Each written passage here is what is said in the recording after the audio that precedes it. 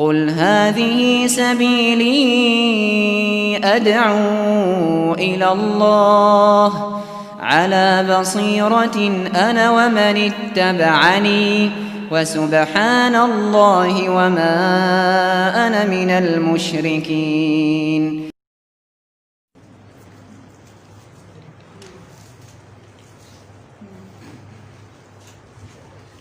بسم الله الرحمن الرحيم.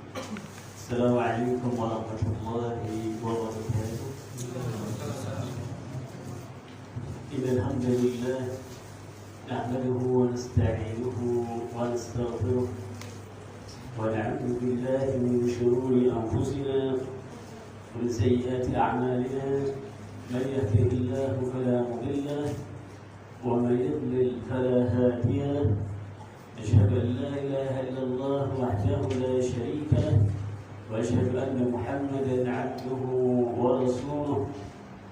اللهم صل وسلم على نبينا محمد وعلى آله وأصحابه ومن تبعهم بإحسان إلى يوم الدين. أما بعد، فقد قال الله عز وجل: يا أيها الذين آمنوا اتقوا الله حق تقاته ولا تموتن إلا وأنتم مسلمون. يا أيها الناس اتقوا ربكم الذي خلقكم من نفس واحدة وخلق منها زوجها وبث منهما رجالا كثيرا ونساء واتقوا الله الذي تساءلون به والأرحام إن الله كان عليكم رقيبا. يا أيها الذين آمنوا اتقوا الله وقولوا قولا سديدا يصلح لكم أعمالكم ويغفر لكم ذنوبكم ومن يطع الله ورسوله فقد فاز فوزا عظيما. أما بعد، فإن أصدق الحديث كتاب الله وخير الهدي هدي محمد صلى الله عليه وسلم وشر الأمور محدثاتها وكل محدثة بدعة وكل بدعة ضلالة وكل ضلالة في النار. جماعة المغرب، هداني الله وإياكم. Alhamdulillah, segala puji hanya milik Allah Subhanahu wa Ta'ala yang telah memberikan kita semua nikmat-nikmatnya yang dengannya alhamdulillah kita bisa menjalankan aktivitas kita setiap harinya. Kita bisa melaksanakan sholat maghrib berjamaah. Kita bisa hadir di tempat yang mulia, yaitu masjidnya Allah Subhanahu wa Ta'ala, dalam rangka talabul ilmi, dalam rangka menuntut ilmu.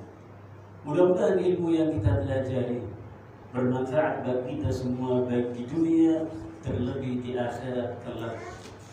Salawat dan salam tak lupa pula kita haturkan kepada Nabi kita Muhammad sallallahu alaihi wasallam, kepada para keluarganya, kepada para sahabatnya, serta orang-orang yang senantiasa tetap teguh dalam menjalankan sunnah-sunnahnya, dan mudah-mudahan kita semua termasuk di dalamnya. Jamaah sekalian, hadani Allah wa iyyakum. Perlu diketahui bersama bahwasannya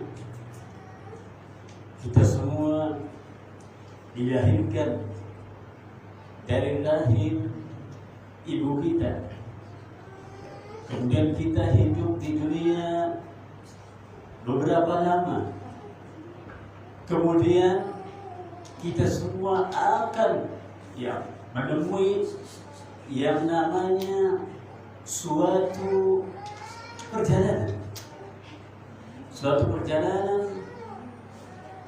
yang mana perjalanan itu merupakan suatu kenyataan.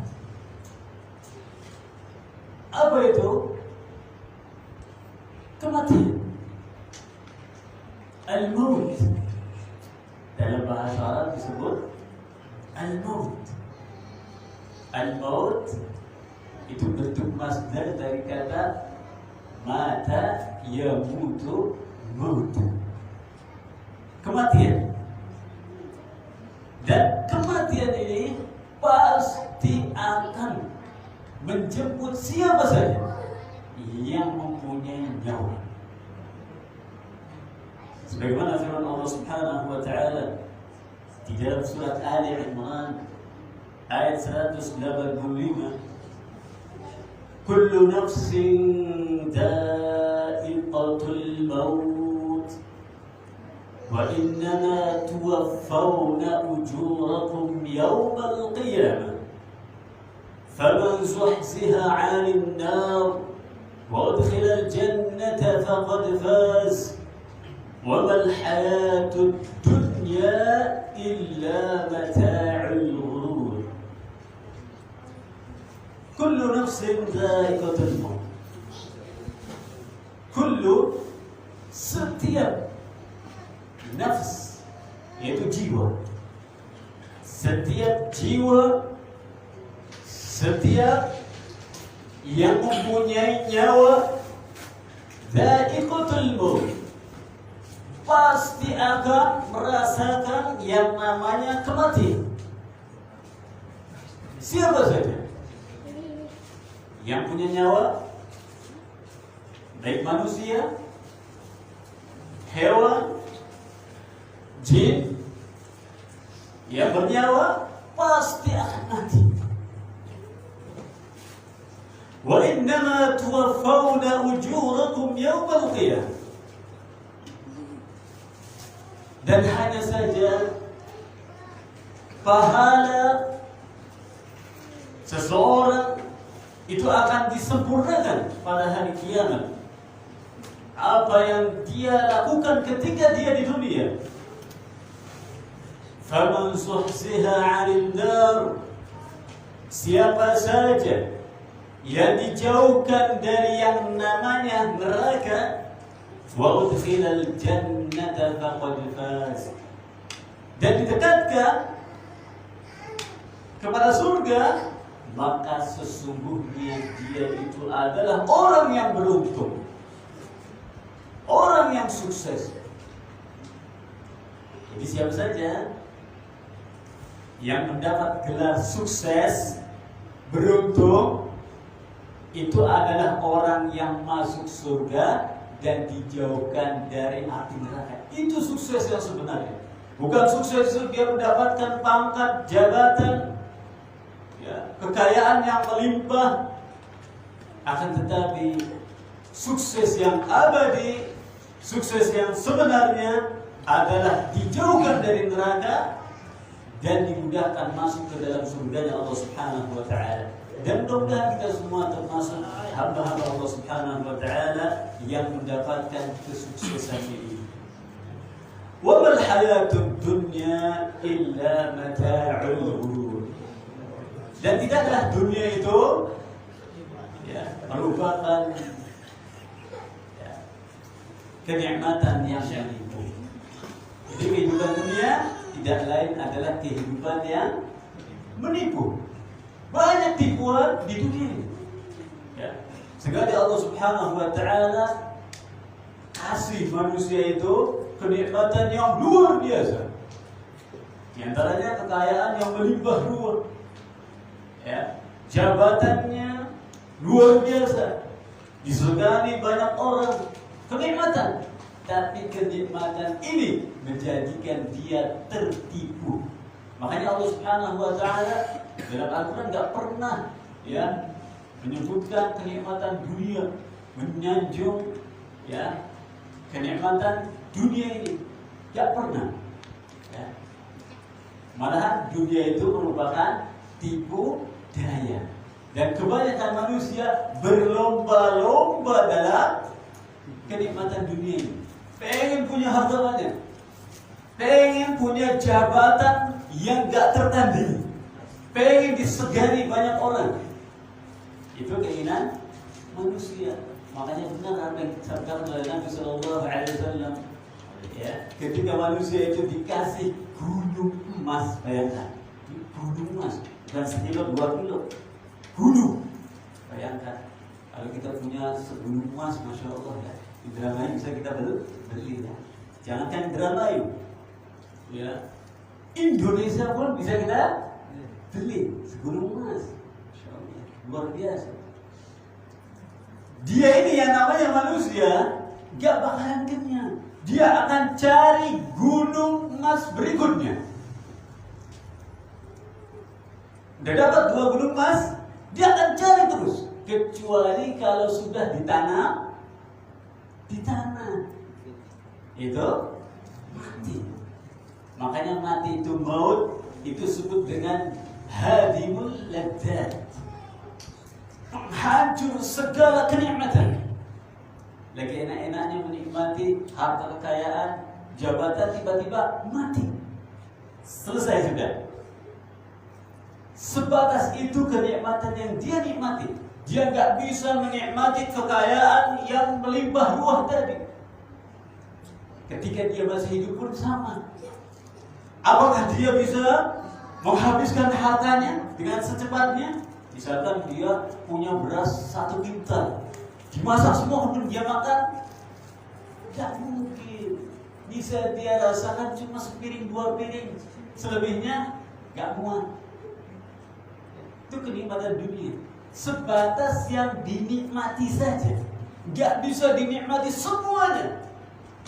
Dia punya kendaraan, paling 1-2 kendaraan yang bisa dia nikmati, dia pakai. Padahal kendaraannya ratusan, ya, 1-2 udah kecapean, apalagi ya sampai ratusan. Oleh karena itu, hendaknya kita semua jangan terlena dengan yang namanya dunia. Boleh kita menikmati dunia ini, tapi ingat ada batasnya. Ya.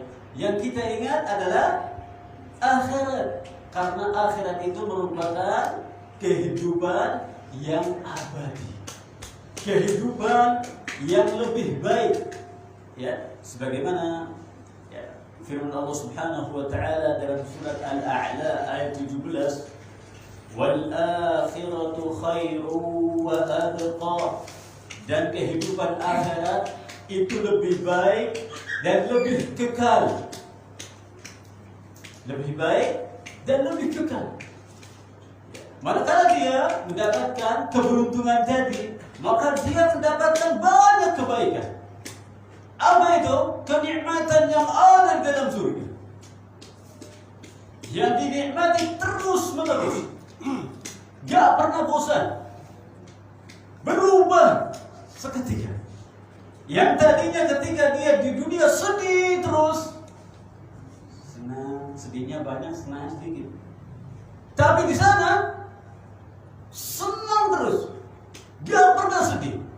Makanya di akhirat itu cuma ada 1, gak ada lawannya. Manakala dia dapat kenikmatan, dia masuk surga. Di surga itu dia akan mendapatkan kenikmatan yang tiada tara, muda abadan, muda terus. Di dunia ada muda, ada tua. Sekarang kita masih muda, masih tua. Bentar lagi tua, lemah. Ya, tadinya lemah, kuat. Setelah itu lemah, mati. Itu dunia. Di akhirat kuat terus, muda terus. Setiap hari bertambah muda. Yang tambah. Hari ini tambah, besok lebih tambah, besoknya terus bertambah. Yang cantik pun sama. Sekarang cantik, besok cantik, terus tambah cantik. Masya Allah, luar biasa. Itu di akhirat khair, lebih baik. Masya Allah, yang luar biasa. Kenikmatan yang tiada tara. Selain itu pula, di akhirat itu abqa, kekal, gak pernah mati. Hayyun la yamut, hidup terus, gak pernah mati. Yang dapat kenikmatan terus dia hidup, gak mati-mati, senang terus kehidupan di surga. Ya. Di sana gak ada ibadah seperti di dunia. Makanya dunia itu ladang. Ladang ya, seperti kita bercocok tanam. Apabila yang kita tanam itu baik, kita jaga, kita rawat, ya, insya Allah kita akan mendapatkan hasil ya, panennya nanti. Tapi kalau misalkan kita ketika di dunia gak memperdulikan tanahnya tadi, ladang tadi, dibiarkan begitu saja, apa yang terjadi? Gak dapat apa-apa. Tanahnya gersang, kita kelaparan dan mati. Ya, ketika di dunia. Apalagi di akhirat. Termasuk orang yang merugi. Nauzubillah min. Jemaah sekalian, hadani Allah wa iyyakum. Jadi sekali lagi kematian ini merupakan ya, kenyataan yang pasti terjadi. Gak bakalan melewatkan kita. Dimanapun kita berada, pasti kematian itu akan mendatangi kita. Ya, Allah Subhanahu wa Ta'ala berfirman dalam surat An-Nisa ayat 78, "Aynama takunu yudrikkumul maut, walau kuntum fi burujin musyayyada." Aynama takunu, di mana saja kalian berada, yudrikkumul maut, pasti kematian akan mendatangi kalian. Walau kuntum fi burujin musyayyada, kendati pun kalian itu misalkan berada di benteng yang kokoh. Supaya nggak mati, bikin benteng dari baja, supaya malaikat maut nggak bisa mencabut nyawa. Sembunyi, pasti akan datang malaikat maut itu mencabut nyawa dia. Dan dia pandang bulu. Wah, nanti dulu masih muda, cari yang tua-tua dulu. Kematian itu akan datang kepada siapa yang sudah waktunya. Fa idza jaa ajaluhum la yastakhiruna sa'atan wa la yastaqdimun. Dan apabila ajal kematian itu datang, gak bisa dimajukan maupun dimundurkan. Ya. Siapa saja waktunya mati, maka malaikat itu akan datang kepadanya. Jadi malaikat maut itu setiap hari itu yang berkelana, nyari siapa kira-kira udah jadwalnya dijemput. Seperti manusia ya, waktu sekolah ya ada antar jemput ya. Kalau ada waktu jemput pasti dijemput. Di malaikat maut, bayangkan, dia akan menjemput seseorang yang sudah waktunya dijemput. Enggak nunggu tua dulu. Walaupun kita pernah mendengar sabda Nabi Sallallahu Alaihi Wasallam ya, tentang apa? Tentang umur umat Nabi Sallallahu Alaihi Wasallam. Ya. Sebagaimana katakan Nabi Sallallahu Alaihi Wasallam, diriwayatkan oleh sahabat Abu Hurairah radhiyallahu anhu, anna Rasulullah Sallallahu Alaihi Wasallam qala, "A'maru ummati ma baina as-sittina ila as-sab'in, wa aqalluhum man yajuzu dhalika." Rawahu Ibnu Majah wa Tirmidzi. Kata Rasulullah SAW, yaitu a'mar ummati, umur umatku itu berkisar antara sittin itu 60. Kemudian ila sab'in, 60, 70. 60, 70. Ya. Wa aqalluhum man yajuzu dzalik. Dan sedikit sekali yang melampaui 70. Misalkan umur 80 dikit lagi. Dikit ya. 90 dikit. 100 apa lagi? Tambah tua tambah gak enak. Tanya orang tua. Ketika umur dia tua 100, 110, 20 gak enak. Napa tersengal-sengal, baru jalan selangkah dua langkah udah kecapean, makan gak enak. Ketika kita masih muda, nambah sepiring dua piring masih nambah kuat. Tapi kalau udah tua, setengah piringnya itu udah untung. Ya, masuk. Kadang setengah piring udah sakit. Dia enak. Dan apa yang dia lakukan? Dia berdoa kepada Allah Subhanahu wa taala supaya cepat mati. Capek hidup ini. Tersiksa kayaknya. Mau tidur sakit, bangun tidur sakit. Gerak dikit sakit, dia enak semuanya. Makin umur bertambah, kenikmatan dikurangi. Betul nggak Pak? Yang udah tua? Ya kan? Dulu makan es batu diletak kan? Makin udah tua baru-baru nempel dikit ke waduh. Dikemut. Capek ya.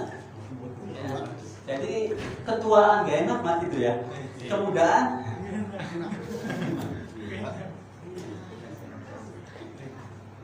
Jadi oleh sebab itu di sini kita ya sekali lagi hendaknya kita fastabiqul khairat.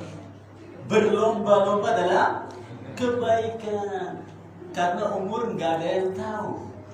Kadang seseorang itu masih sehat bugar, apalagi olahraga setiap hari, luar biasa. Tapi apa yang terjadi? Baru minum dikit aja udah tersendat mati. Kepleset mati.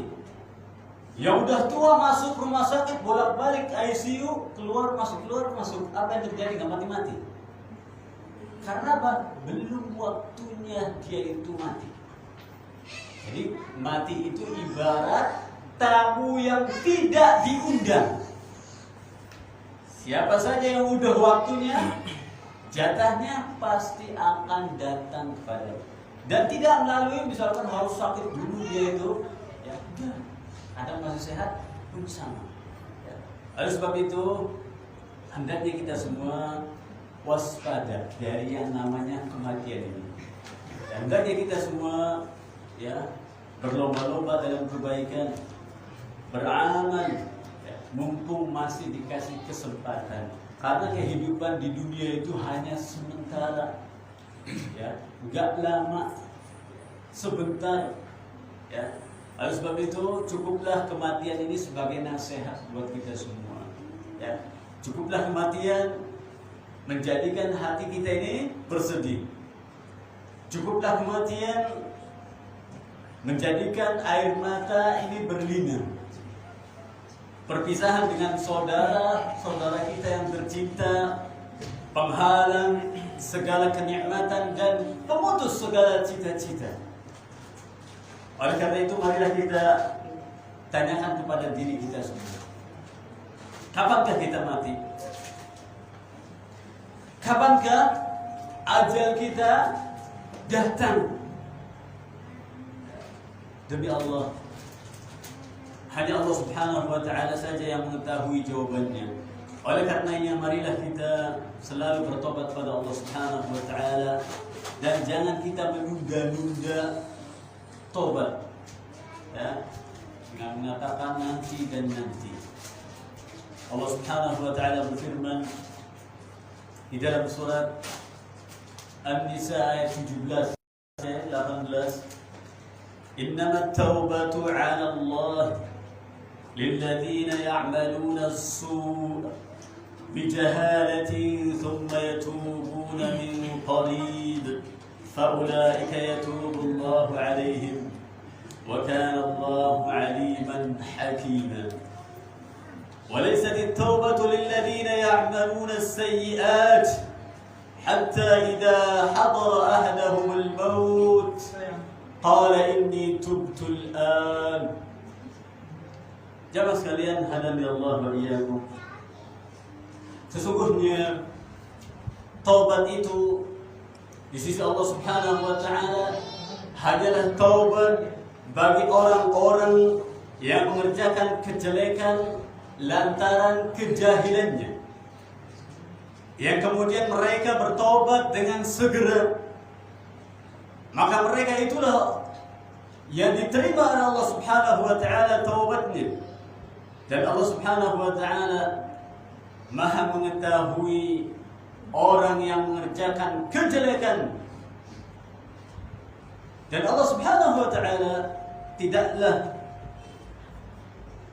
menerima dari orang-orang yang mengerjakan kejelekan hingga apabila datang kematian terhadap mereka, mereka berkata, sesungguhnya aku bertobat sekarang. Jadi kalau misalkan telah datang sakaratul maut, ya, menjemput yang namanya manusia, maka pintu tobat sudah tertutup. Pintu tobat tertutup. Dan Allah Subhanahu wa taala tidak menerima taubat seorang hamba yang manakala sakaratul maut sudah mendatangi dia. Malam yughargir. Sudah sakaratul maut, najak bahasa kita. Kalau udah najak, tertutup pintu taubat. Dan Allah Subhanahu wa taala tidak bakalan menerima taubat seorang hamba manakala nyawanya sudah di kerongkongan. Oleh sebab itu, marilah kita semua ya bertobat kepada Allah Subhanahu wa taala dengan taubatan nasuha, bukan taubat ya yang dipermainkan, sesuai dengan taubat sampai. Bagaimana firman Allah Subhanahu wa taala, ya ayyuhalladzina amanu tubu ila Allahi taubatan nasuha. Hai orang-orang beriman, hendaknya kalian bertobat kepada Allah Subhanahu wa taala dengan taubatan nasuha. Taubat nasuha itu bagaimana? Taubat nasuha yaitu taubat yang memenuhi 3 syarat. Yang pertama, hendaknya ketika dia bertobat, dia meninggalkan perbuatan dosa tersebut. Dia tinggalkan perbuatan dosa. Yang kedua, hendaknya dia menyesali perbuatan dosa itu. Dan yang ketiga, hendaknya dia tidak mengulanginya lagi. Ini syarat diterimanya taubat. Bahkan para ulama menambahkan satu lagi, apabila berkenaan dengan hak manusia, maka hendaknya dia meminta maaf kepada manusia tersebut. Ya, kita pernah ya mencuri ya hartanya. Hendaknya kita minta maaf. Kita kembalikan tuh harta. Ambil sepedanya, kembalikan sepedanya. Ya, ambil sandalnya, misalkan ya, kembalikan. Terus minta maaf. Kita pernah menggunjingnya, ya. Kita minta maaf kepadanya, baru itu diterima. Sebab apa? Kalau dia ini nggak mau minta maaf, dia nggak mau ya mengembalikan harta bendanya, ya. Padahal dia zalim terhadap saudaranya tadi, nanti di akhirat dia itu termasuk orang yang bangkrut. Nabi pernah bersabda kepada para sahabatnya, mal muflis. Tahukah kalian? Atadruna mal muflis? Orang yang bangkrut. Bangkrut seketika. Para sahabat menjawab, orang yang bangkrut itu nggak punya ya, dinar, nggak punya dirham, nggak punya uang, itu bangkrut.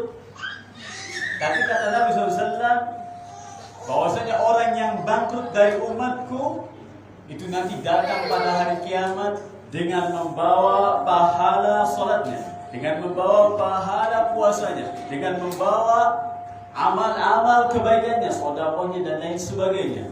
Kemudian dia pernah menzalimi saudaranya. Nanti pada hari kiamat semua pahala yang tadi dilimpahkan kepada orang yang dia zalimi. Kalau masih saja ada sisanya, misalkan belum cukup dengan apa? Dengan pahala tadi, dosanya orang yang dia zalimi dilimpahkan kepadanya. Kemudian setelah itu dia akan dilemparkan ke dalam api neraka. Oleh karena itu, mumpung di dunia, kalau di akhirat nggak bakalan bisa.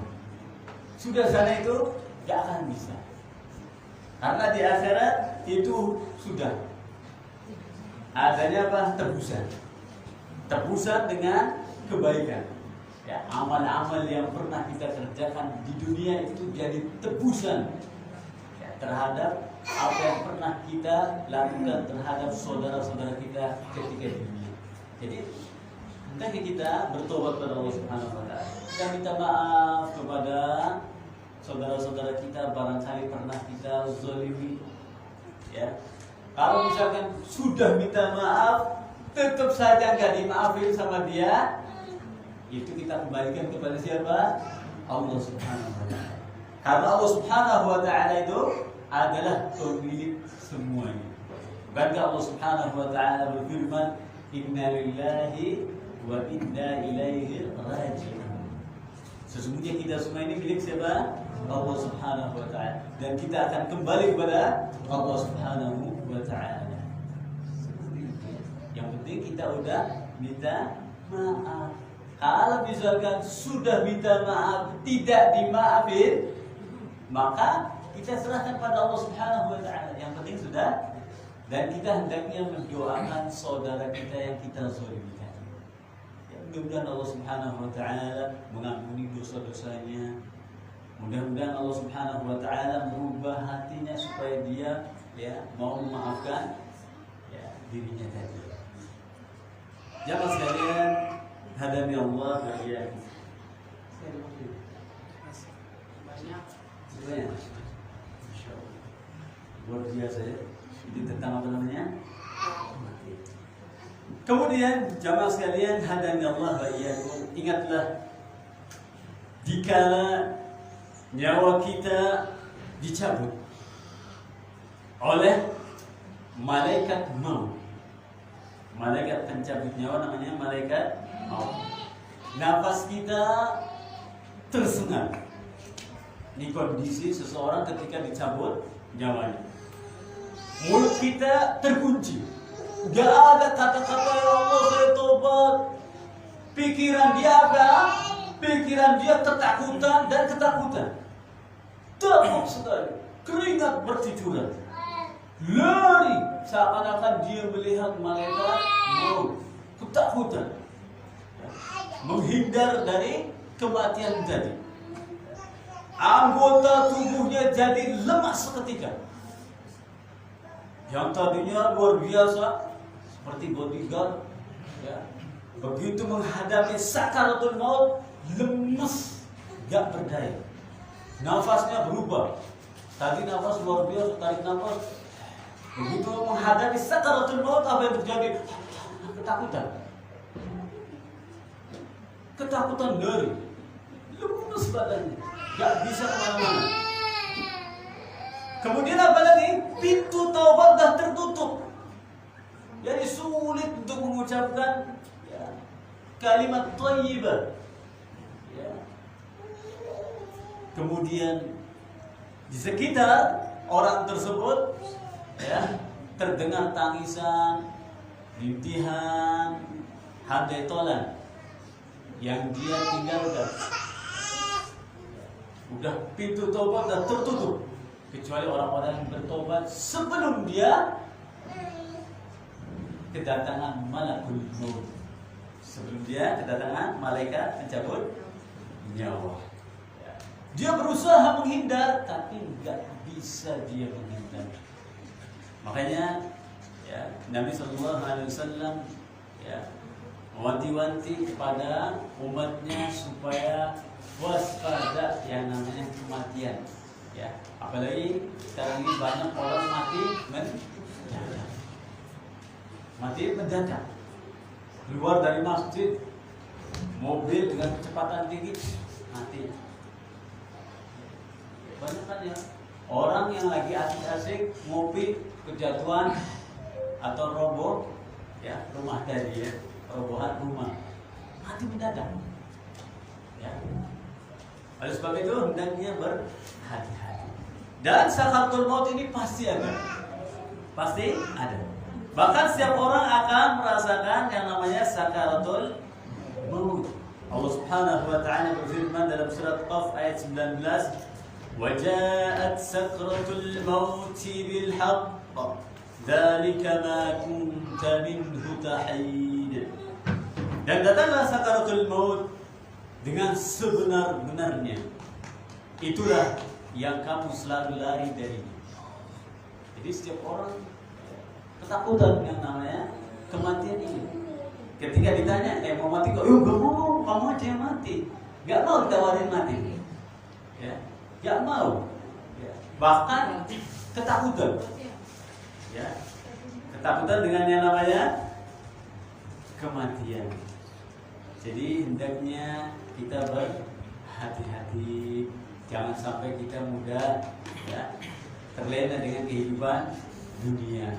Bahkan Nabi SAW pernah bersabda dalam hadis yang sahih yang diriwayatkan oleh Imam Bukhari dan Muslim, "Lau ta'lamuna ma a'lam, la dhahiktum qalilan, wa la bakaitum katsira." Andai saja kalian itu mengetahui apa yang aku ketahui, niscaya kalian akan sedikit tertawa dan banyak menangis. Apa itu? Yaitu kita ketahui tentang hakikat kematian. Orang kalau misalkan tahu tentang kematian, apalagi setelah itu namanya alam barzakh. Sana nanti ada yaumul jazaa, ketika orang-orang dikumpulkan di mahsyar, dia akan takut dan banyak menangis. Takut manakala ketika itu dia mendapati ya akhir kehidupan yang jelek, ya suul khatimah. Takut nanti ketika dia di alam barzakh tidak bisa menjawab pertanyaan malaikat mungkar nakir. Takut nanti ketika dihisab timbangan amal kejelekannya lebih banyak daripada timbangan kebaikannya. Ketakutan, nangis terus. Kita lihat Rasulullah SAW, apabila beliau membaca ayat-ayat berkenaan dengan azab, nangis, sedih, takut. Kita lihat para sahabat pun sama, ya, mereka menangis. Takut apa? Takut dengan azab, ya, api neraka, siksa yang ada di dalamnya. Takutan. Dan mereka ya, selalu ya, berlomba-lomba dalam kebaikan. Ya. Dan sekali lagi bahwasanya sakaratul maut ini merupakan ya, sakitan yang luar biasa. Enggak ada caranya. Ketika seseorang merasakan sekarat, ya, orang bilang sekarat ya, sekarat itu rasa sakit yang luar biasa. Ya, ketika seseorang menghadapinya, seseorang akan merasakan sakit yang luar biasa. Karena ketika itu ruh dengan jasad berpisah. Berpisahnya gak langsung dicabut, pelan-pelan dicabut. Ibarat binatang yang dikuliti hidup-hidup. Ya, sakit luar biasa. Bagaimana tentang orang yang meninggal? Misalkan meninggal dipancung, potong kepalanya. Sama, dia juga merasakan sakaratul maut. Gak langsung mati, enggak. Dia juga sama merasakan ruhnya keluar dari jasadnya ini. Luar biasa sakitnya. Orang sini bilang kejut-kejut ya, luar biasa. Karena ya perpisahan antara ruh dan jasad itu luar biasa. Kecuali orang-orang mukmin, ketika mereka dicabut nyawanya, dicabut dengan lembutnya, luar biasa. Tapi orang-orang kafir, orang-orang pelaku kemaksiatan, itu dicabutnya dengan apa? Nazi'at. Wan nazi'ati, cabutnya lama, ya. Sakitnya luar biasa. Ini sakit ya, yang luar biasa, yang mana seseorang akan merasakan hal tersebut. Ya, dikala Rasulullah SAW, ya, makhluk yang dicintai oleh Allah Subhanahu Wa Taala, itu pernah bersabda, La ilaha illallah Inna lil mauti sakarat. Ya. Nabi SAW ketika beliau ingin dicabut nyawanya, beliau mengucapkan La ilaha illallah, inna lil mauti sakarat. Ya, sesungguhnya dalam kematian itu ada sekaratnya. Luar biasa. Seorang gak bisa mikirin taubat waktu itu. Karena sakitnya, yang ada apa? Tangisan di sekelilingnya. Anak istrinya nangis. Dia kesulitan bernapas karena udah di kerongkongan.